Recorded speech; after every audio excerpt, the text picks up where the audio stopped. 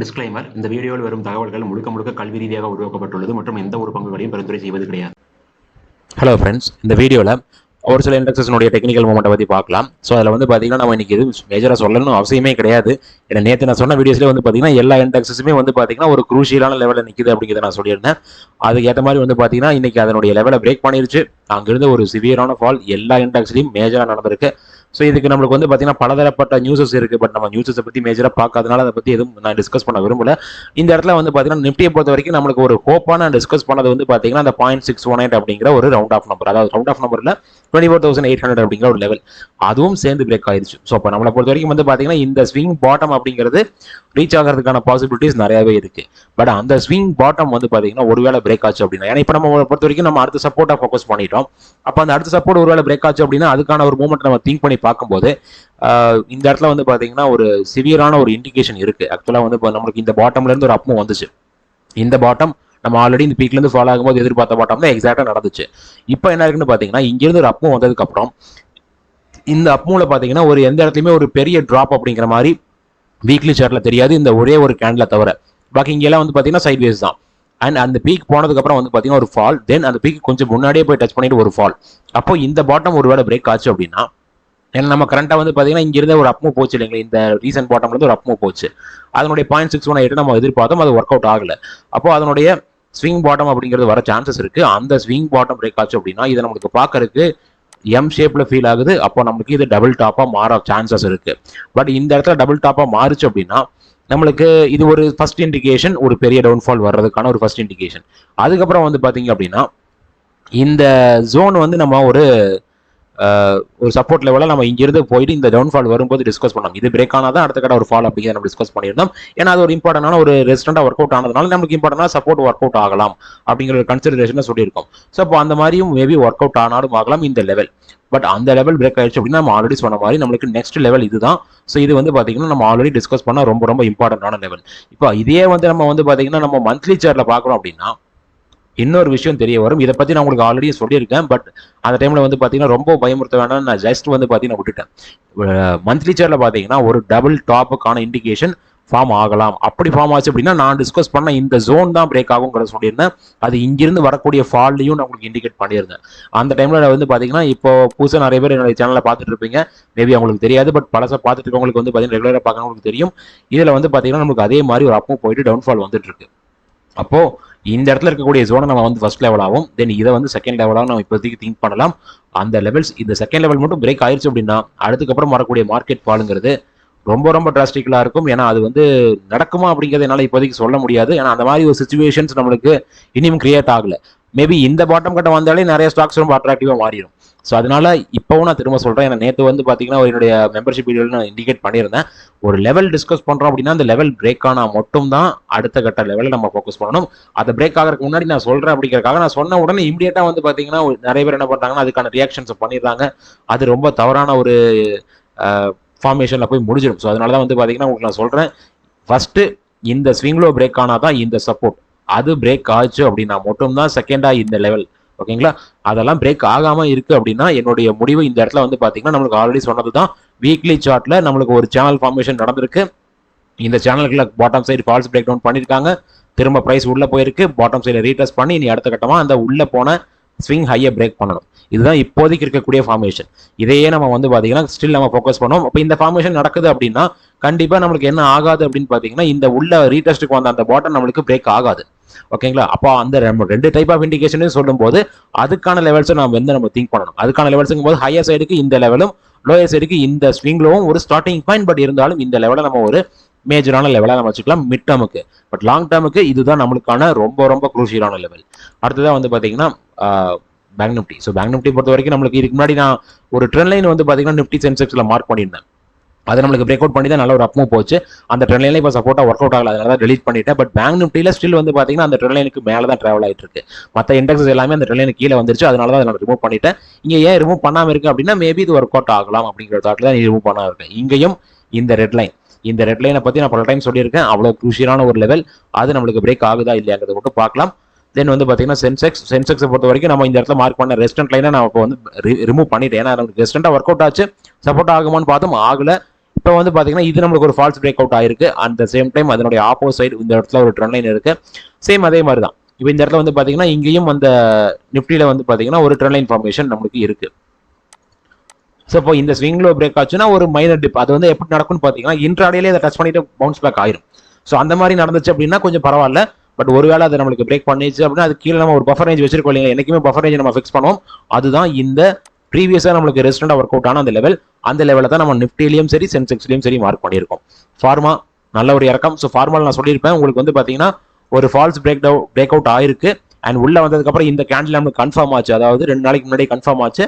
அப்பவே நான் உங்களுக்கு சொன்ன விஷயம் என்னன்னா ஃபாஸ்ட்டாக அதனுடைய ஆப்போசைட் வரும். இதை நான் வந்து கிளியராக இண்டிகேட் பண்ணியிருந்தேன். அதே மாதிரி ஃபாஸ்ட்டாக ஆப்போசைட் வந்துருச்சு. இப்போ இதுக்கு வந்து பார்த்தீங்கன்னா ஒரு நியூஸ் தான் காரணம் அப்படின்னு நம்ம எடுத்துக்கும் போது அது நம்மளுக்கு முன்னாடியே இண்டிகேட் ஆயிருக்கு. நான் சொன்ன மாதிரி இங்கே ஒரு ஜோன் இருக்கு, இந்த இடத்துல ஒரு ஜோன் இருக்கு, இந்த இடத்துல ஒரு ஜோன் இருக்கு. மல்டிபிள் இம்பார்ட்டன்ட் ரெசிஸ்டன்ஸ் ஜோன்ஸ் நம்மளுக்கு கிரியேட் ஆயிருக்கு. ஸோ அதனால வந்து பார்த்தீங்கன்னா அதெல்லாம் பிரேக் பண்ணி இனி ஃபார்மா மேலே போகிறதுக்குங்கிறது ரொம்ப டைம் எடுக்கும். அடுத்ததான் வந்து நம்மளுக்கு எஃப்எம்சிஜி. ஸோ எஃப்எம்சிஜியில் நம்ம மார்க் பண்ணால் இந்த சப்போர்ட் லைனும் சேர்ந்து பிரேக் ஆயிடுச்சு. இனி அடுத்த கட்டமாக இங்கே நான் என்ன எதிர்பார்க்கறேன்னா இந்த இடத்துல நம்மளுக்கு பிரேக் பண்ணும்போது ஒரு ஃபாஸ்ட் ஃபால் எதிர்பார்த்தா நடந்துருச்சு. இப்போ நம்மளுக்கு இன்னொரு பிரேக் டவுன் நடந்திருக்கு. நீ அடுத்ததான் நம்மளுக்கு இங்கிருந்து இன்னொரு ஃபாஸ்ட் ஃபால் வரலாம் அப்படிங்கிறத நான் ஃபீல் பண்றேன். பட் அந்த ஃபாஸ்ட் ஃபால்ல இன்பிட்வீன்ல வந்து பாத்தீங்கன்னா இந்த ட்ரெண்ட் லைனுடைய ஸ்டார்டிங் பாயிண்ட் நம்மளுக்கு ஒரு சப்போர்ட்டா ஒர்க் அவுட் ஆகலாம். அது ஒரு ஸ்டாப்பா ஒர்க் அவுட் ஆயிட்டு அதுக்கப்புறம் தான் நம்மளுக்கு அடுத்த ஸ்டாப்பா இந்த சப்போர்ட் லைன் அப்படிங்கிறது வர சான்சஸ் இருக்கு. அதுதான் ஐடி. ஸோ ஐடியில் வந்து பார்த்தீங்கன்னா மேஜர் ஃபால். அண்ட் ஆல்சோ இன்னைக்கு நான் வந்து பார்த்தீங்கன்னா என்னுடைய மெம்பர்ஷிப் வீடியோஸ்லையும் ஐடியில் இருக்கக்கூடிய அந்த ஒரு ஸ்டாக்கை நான் ஆட் பண்ணியிருக்கேன். எந்தெந்த ஸ்டாக்லாம் வந்து பெட்டர் லெவல்ஸில் இருக்குது அப்படிங்கிறத பற்றி நான் ஆட் பண்ணியிருக்கேன். உங்களுக்கு அதை பார்க்கணும்னு நினச்சிங்கன்னா நம்மளுடைய மெம்பர்ஷிப்பில் ஜாயின் பண்ணலாம். இப்போ இந்த இடத்துல வந்து பார்த்தீங்கன்னா ப்ரீவியஸ் ஸ்விங்கில் பிரேக் ஆயிடுச்சு. நம்ம சொன்ன மாதிரி இந்த ஜோனுக்குள்ள கிட்டத்தட்ட என்ட்ரு ஆக போகிறாங்க. ஜோனுடைய டாப் இப்போ வரைக்கும் எக்ஸாக்டாக ரீச் ஆகலை. ஸோ அது ரீச் ஆச்சுன்னா நல்ல ஒரு இண்டிகேஷனாக இருக்கும். நம்ம சொன்ன மாதிரி இந்த ட்ரெண்டினுடைய பீக்லேருந்து வந்து பார்த்தீங்கன்னா இந்த ஒரு ஸ்விங்லேயே வந்து 9% இந்த இண்டெக்ஸ் இறங்கியிருக்கு. இப்போ எவ்வளோ பெரிய இறக்கம்னு பாருங்க. நம்ம மார்க் பண்ண ரெசிஸ்டன்ட் லைன் கிளியராக ஒர்க் அவுட் ஆயிருக்கு இந்த இடத்துல. மற்றது வந்து நம்மளுக்கு நெக்ஸ்ட் 50. ஸோ நெக்ஸ்ட் 50ல இந்த இடத்துல நம்மளுக்கு பிரேக் அவுட் நடந்ததுக்கு அப்புறம் ஒரு பெரிய கேண்டில் ஃபார்ம் ஆகல. ஒரு இம்பார்ட்டன்ட் லெவல். பட் அதை பிரேக் பண்ண கேண்டில் ஒரு டோஜி. அதுக்கப்புறமும் வந்து பார்த்தீங்கன்னா சின்ன சின்ன கிரீன் கேண்டில்ஸ் தான் நடந்துருந்துச்சு. இந்த இடத்துல நம்ம பிரேக் அவுட் தான் இண்டிகேட் பண்ணோம். ஏன்னா நம்ம ஒரு லெவல் பிரேக் ஆகுதுன்னா எப்பவுமே நம்மளுடைய பிரேக் சைடில் தான் நம்ம என்றைக்குமே எதிர்பார்ப்போம். அதே மாதிரி இந்த ரெட் கேண்டில் ஃபார்ம் ஆகும்போது நான் சொல்லிட்டேன் குயிக்கா அதனுடைய ஆப்போசிட் நமக்கு இந்த இடத்துல ரீச் ஆக சான்சஸ் இருக்கு. இப்போ இந்த 2 கேண்டில் பார்த்தீங்கன்னா இந்த நேற்றைக்கான கேண்டிலுடைய ஹை 69,123. இன்னைக்கான கேண்டிலுடைய லோ வந்து பார்த்தீங்கன்னா 67,73. ஸோ இப்போ எவ்வளவு இறக்கம்னு பாருங்க. 69,123 இருந்து 67,73 வெறும் 2 நாள்ல 2000 பாயிண்ட் இறங்கியிருக்கு.